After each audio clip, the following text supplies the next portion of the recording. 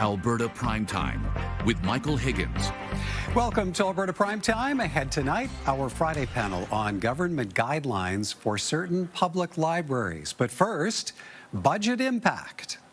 What I expect we'll hear is that a portion of Albertans will be upset at the size of the deficit. Understandable. And I think you'll hear a portion of Albertans that'll say we haven't spent nearly enough. In tabling budget 2026, the Alberta government is pumping more funds into health and education while also projecting deficits of $9.4 billion this year, $7.6 billion in 2027-28, and $6.9 in the year following. That would mark 4 straight years of fiscal shortfalls. Joining us now, Deborah Yedlin, President and CEO of the Calgary Chamber of Commerce. Ms. Yedlin, good to see you. Welcome back. Thanks for having me. All right. What is to be made of the financial position the government now finds itself in, especially given we're not that far removed from being in significant surplus territory? Well, I mean, this is the size of this budget deficit is not insignificant. It's double what was expected in the shortfall of 2025-26. And so what this really shows us is that we need to diversify our revenue streams, that relying on non-renewable resource revenue, which is 20% of the budget revenue target, is too much. We are price takers. We cannot control the price of oil or natural gas. And so we need to figure out how do we make sure that we have alternative revenue streams so that we're not in this deficit position. Well, and maybe in that vein, there's no plan being presented for a return to balanced budgets. How concerning is that from the perspective of the business community? Well, I think that's very concerning because if you continue to stay into deficit and you need to continue to borrow, we know that the borrowing costs are already going to increase significantly to $3.4 billion, and that assumes you maintain your credit rating. If your credit rating just starts to deteriorate, your cost of borrowing is going to go up even further. And so finding a path to black, so to speak, is very important. It is not articulated in this budget, and we need to see some more definitive business plans from the government to see where those investments are going to actually result in a return. In the wake of the budget, lots of talk in both Calgary and in Edmonton on the province increasing property taxes. What kind of pressure do you see that bringing to bear? I think that's going to be could be the canary in the coal mine, so to speak, to see the average homeowner in Alberta, in Calgary, having to pay $340 extra, and it's double what they will have to pay in Edmonton. That's not insignificant, especially during a time of uncertain economic times. We know that, even though Alberta's growth is expected to exceed other provinces and Canada in 2026, it still doesn't mean that there is uncertainty. We have CUSMA that's still on the table for renegotiation. We know that there is significant downward pressure on oil prices. That is challenging, and so to have to add that burden to homeowners and business owners as well is going to be an unwelcome surprise to many Albertans. What do you like about the budget where Alberta's road forward is concerned? Are there elements there that strike the right note? Well, I think, I don't envy the finance minister at all. He had to figure out how to try to very fine line. We know we needed increases investments in healthcare. We did see that. We knew that we needed increases in investment in education, and we did see that. So I think that's really important. There is money that's being set aside for infrastructure. That's also very important. And we have, another more money going into attracting investment into Alberta. So I think that's really those are positives. But those come with trade-offs. And when you have a sort of a challenged fiscal environment, when you have, like I said, downward pressure on oil prices, it's tough to figure out what those priorities are. But we definitely needed to see continued investments in healthcare and education, in infrastructure, and we did see that. But the offset is that we're going to be in a deficit position. All the talk of separatism, the push, the petition push for a referendum, how's that landing with the business community at a time when provincial finances are as challenged as they are? Well, anything that increases uncertainty from an investment standpoint will cause investment to sit on the sidelines.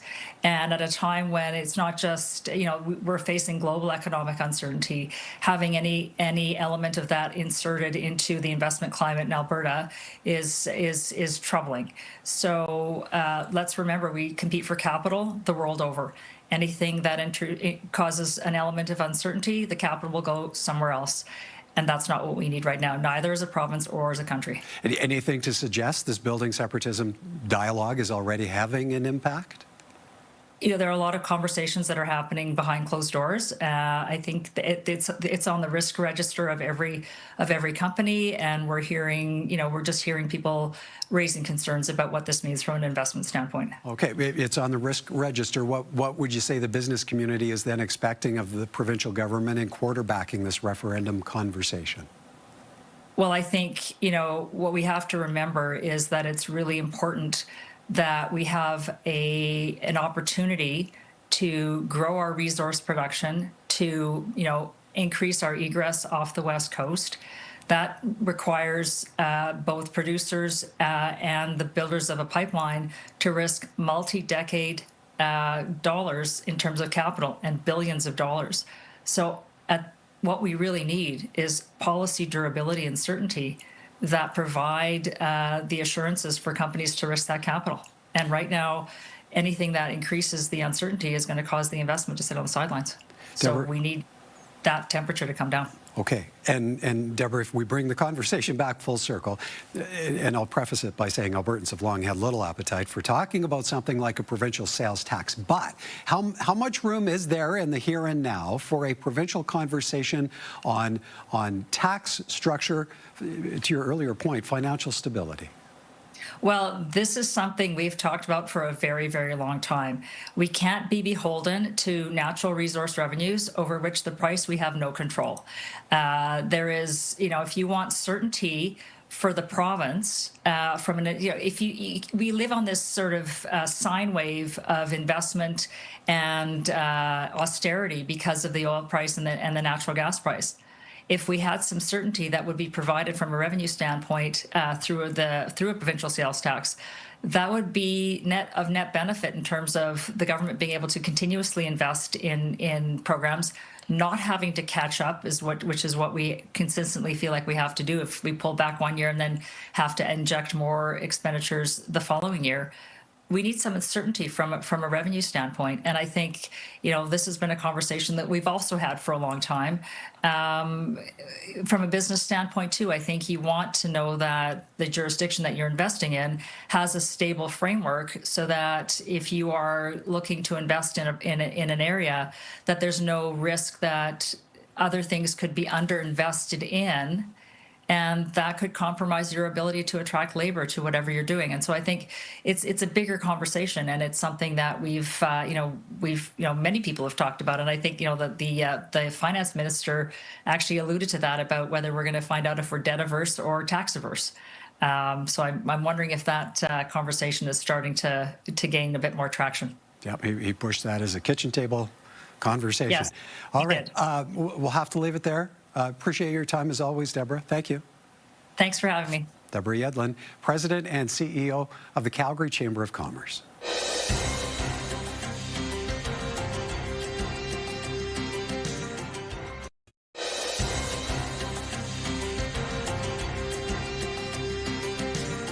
From Alberta's deficit-heavy budget to library guidelines back on the radar, women's hockey in the Oval Office, and art on ice, you have to see to believe.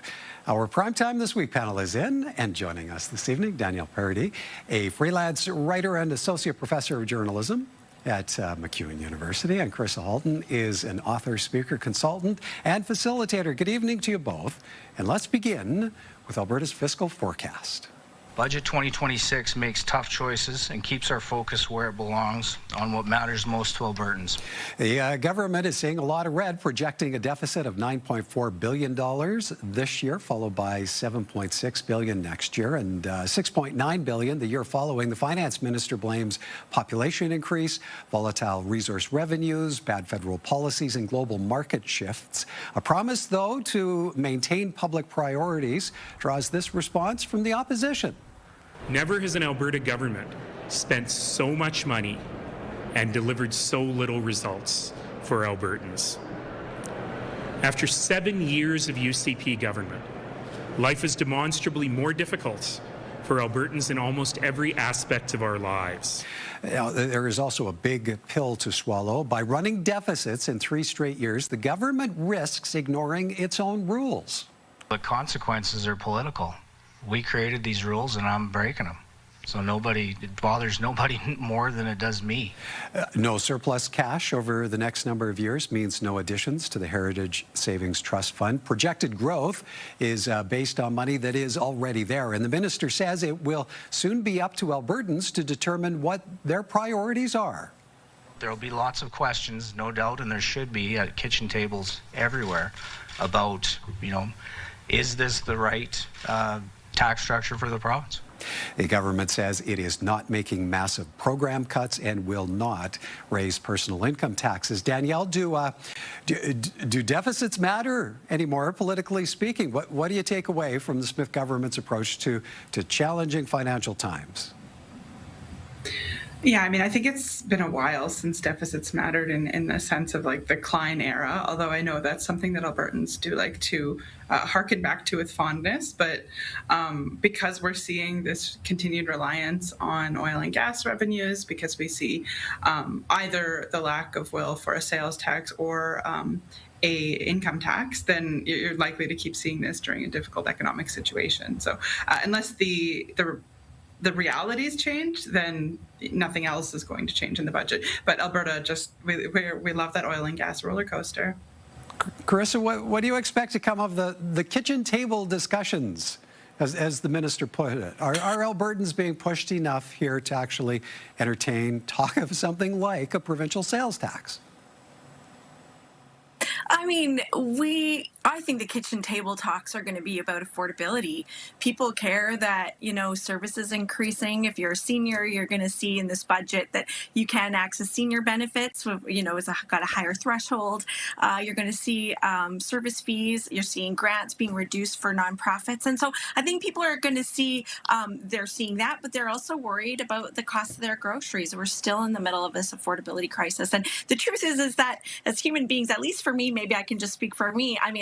I don't like trade-offs. I don't want debt. I don't want taxes, nor do I want services. And I think this is a really challenging conversation to sort of put to a democracy. Do you want to pay more? The truth is we do pay more in lots of other areas. And so I appreciate that they've raised the question about a provincial sales tax. I think it's been a long time that we've been talking about it. And certainly, I think we really need to investigate it as a government. I guess I would challenge them, if they really want to know what Albertans think, is to add this to their referendum questions in the fall. Because if this is a conversation we need to have, then why don't we throw it on there too, since we're putting everything else there? Well, Danielle, speaking of referendums, how do you see this budget playing at a time when pressure continues to build over the ever-divisive issue of a referendum on separation? Mm-hmm. Well, you'll note that the government is still communicating this issue of immigration being responsible for a lot of our problems. So in that way, they're tying to both their consistent messaging about immigrants being the problem, the referendum, and hopefully, I guess for them, trying to appease the base that's concerned that the government isn't doing enough for issues, and that's what's causing the separation discussion. But that said, the separatists should probably have a look at this budget and wonder how we're going to be an independent country when we are projecting $23.9 billion, and that's before you get into the need for some kind of federal government to be set up in the province. All right. Next up, the Alberta government says it will be looking at guidelines for some public libraries, specifically a number of libraries attached to schools in the province. We're not going to be banning any books, and those 55 co-located libraries are part of a network of over 300 across the province. We'll have more to say on the details soon. It's a pending move the opposition is taking issue with. Instead of focusing on the things that people care about, have you seen Albertans saying, we need to make sure that the librarians are not giving kids smut? Nobody's saying that. But she is forever looking for distractions. She loves to go to culture wars. She loves to blame people because she can't defend her own record. The Premier said this week the guidelines will focus on making books accessible for older students but unavailable for younger children. We do want to continue with a policy of protecting children from incredibly graphic, pornographic material, so pornographic that many of you can't even show it on your networks because of the nature of the pornography. So we'll continue to protect children from that, while also balancing the public interest and making sure libraries fulfill their responsibilities. A ministerial order took effect at the start of this year requiring material with sexually graphic images be removed from school library shelves. Chris, I'll start with you first this time. What's your read on the government implementing some form of guidelines in these crossover libraries, but saying it won't be a book ban? I mean, it's ironically or perhaps not Freedom to Read Week. I grew up in a community where there was lots of moral censorship of TV and of books, magazines. But guess what? I still found a way to read all the dirty bits in Clan of the Cave Bear. So whatever they want to call it, book banning, idea banning, the reality is, I mean, I guess as an author, I really think that parents and communities are absolutely capable of setting the boundaries around what their kids are seeing. Without the government's help. So I guess maybe it's an idea ban if they want to call it that. Danielle, months after all the contention over school divisions being ordered to pull books from library shelves, what do you feel came of that whole situation, and are there lasting impacts? I think it definitely was a new area of government overreach, in that the government feels compelled to do the job that librarians are paid to do, and introduce us to this somewhat farcical idea I've never seen proven, that children are being introduced to smut in libraries. And so I think that didn't necessarily come from Alberta. That's an idea that we've seen in the United States for some time, but it's going to have a continuing, lasting impact. It undermines the institutions of public trust, the idea that, the people who are responsible for helping your children learn throughout the day are in fact irresponsible. It's certainly not something that I ever grew up with. My librarian was somebody who introduced me to all kinds of books, and it was at the age appropriate level. And I just can't imagine, if you're a parent, having to worry about this, especially when it's essentially a non-issue. All right, time for us to take a bit of a break, but when we come back, post-Olympic blowback on the U.S. president and an Alberta work of art, it just might take your breath away. More from our Primetime This Week panel in a moment.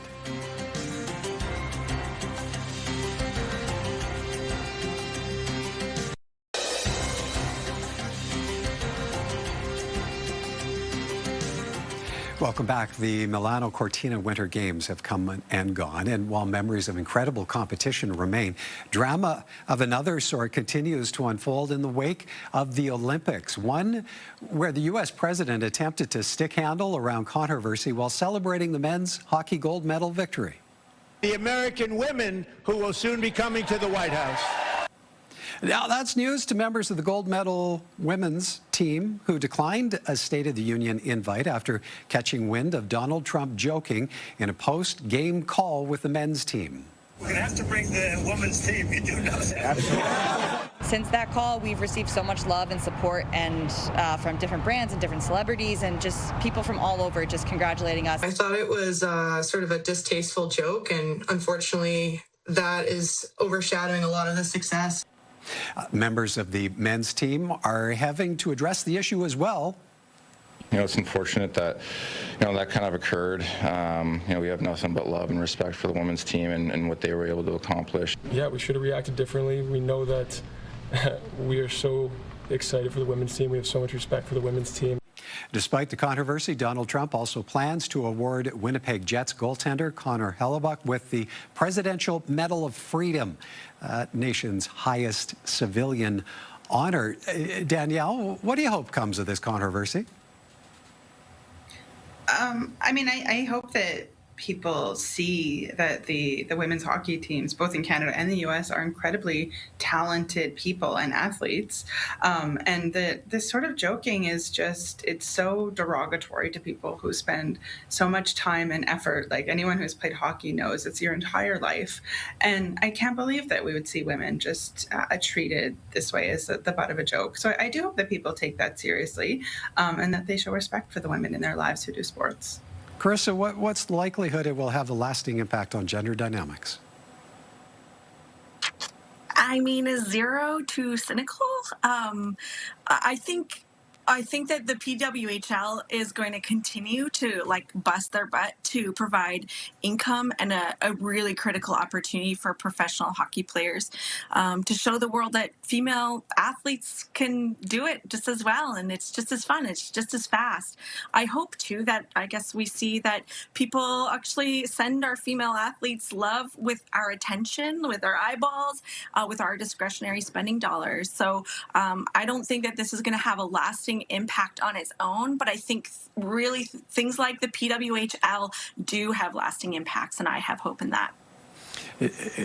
Danielle, consult your crystal ball, if you would. What do you see happening if it is that the gold medal women's team actually accepts the invitation, attends the White House? How uncomfortable a conversation could that end up being?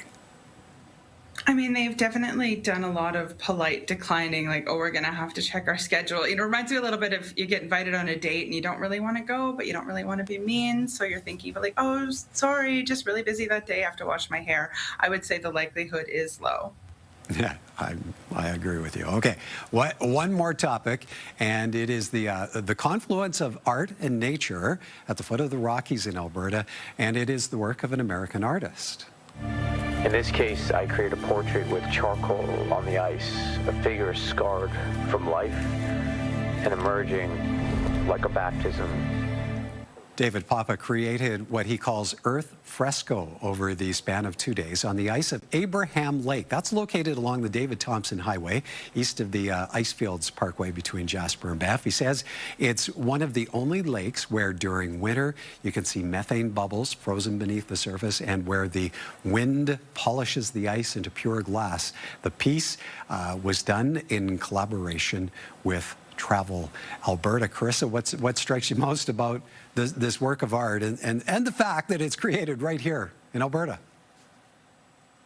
Well, that's pretty awesome. I mean, I love ephemeral art where it reminds us that time, life, money, the ice, none of it's going to stay frozen, none of it's going to hold. And so enjoying it for this moment is something that, it encourages us to do. So it's a beautiful idea and obviously a wonderful artist. Danielle, what do you make of using ice as the canvas for such a unique work of art? Yeah, it was beautiful. Like Chris was talking about, just the ephemeral nature of it. It's going to exist and then it's going to go away. So that's an interesting little metaphor. I think that it's a unique and fresh thing to do, and it also has the advantage of showing some of the beautiful geography in Alberta. So I really loved it. All right. We have, how about this? Enough time for either a winner or a loser. Danielle? Okay. I will give you a win that sounds a little bit odd. So Nina Dumas, Nana Pope Dumas, we're able to say her name now because there was a publication ban lifted just the other day in court. The sentencing for her death is today, where she was killed by her stepmother. So it's a dark win, but it is a win to be able to put a name to a young Indigenous child who died under tragic circumstances. All right, Carissa, last 25 seconds to you. I guess I'd just say simply the Alberta budget. There you go. Short and sweet. All right, we'll have to leave it there. Great to see you both. Thank you for this. Hope you have an awesome weekend. Thank you. Thanks, Michael. You too.